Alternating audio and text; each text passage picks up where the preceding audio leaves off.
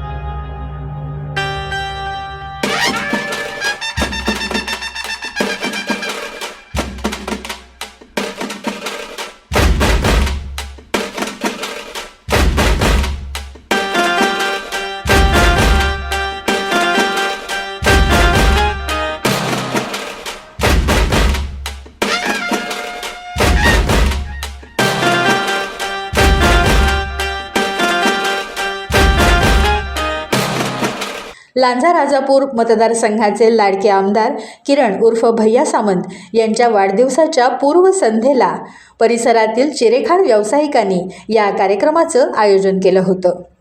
समारंभ झाल्यावर गौतमी म्हणाली की माझ्यावर पूर्ण महाराष्ट्र प्रेम करतो. होय, मी महाराष्ट्राची लाडकी मुलगी आहे. टाइम डिजिटलमध्ये आपलं सर्वांचं हार्दिक स्वागत.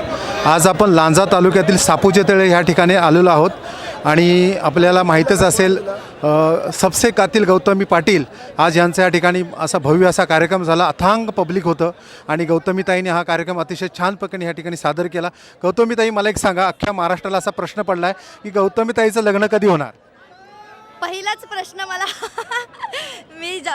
प्रत्येकाला हा प्रश्न पडलाय, पण प्लीज माझ्या लग्नाची गडबड करू नका. अजून माझ्या लग्नाला वेळ आहे. ज्यावेळेस मी करेल त्यावेळेस नक्की तुम्हाला सांगणार आहे. आणि आज मी इथं आले तर आज खूप छान वाटलं ह्या साईडला येऊन. आणि जास्ती करून मला आनंद कुठला वाटला की महिला वर्ग शेवटपर्यंत थांबलेत. म्हणजे आता एवढी थंडी चालू आहे तरी पण महिला वर्ग हल्ले नाहीत लास्टपर्यंत. मला त्याचं खूप छान वाटलं आणि बाकीचं आम्ही खूप एन्जॉय केलं. गौतमीताई, तुम्हाला महाराष्ट्रामध्ये अनेक वेळा ट्रोल केलं जातं, परंतु तुमच्याकडे प्रचंड संयम प्रत्येक वेळेला येतो. हा संयम येतो कुठून तुमच्याकडून? नाही माहिती मला, पण ॲक्च्युली मला नाही देऊ वाटत. मला वाटतं की कामातून उत्तर द्यावं त्यांना.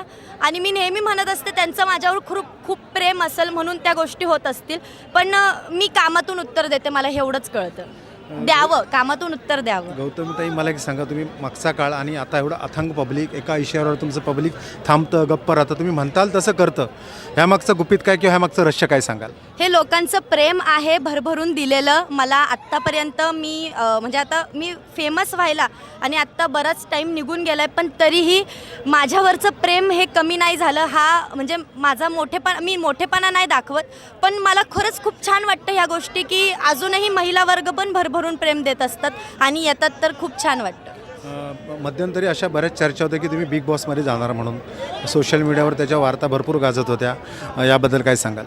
मी अगोदरही सांगितलं आहे, माझे काही कारणं आहेत म्हणून मी नाही जाऊ शकत. मला ऑफर आली पण मी नाही गेले, पण बिग बॉस बेस्ट आहे मी हे पण सांगितलं आहे. थँक्यू. कोकणात आल्यानंतर कसं वाटलं सांगा? कोकणाला audience कसं? एक नंबर. लास्टपर्यंत हल्ली नाही पब्लिक, फुल राडा केलाय म्हणून छान वाटतंय. थँक्यू. धन्यवाद. टाइम्स डिजिटलला लाईक करा, शेअर करा, सबस्क्राईब करा आणि बेल आयकॉन दाबायला विसरू नका. Times digital.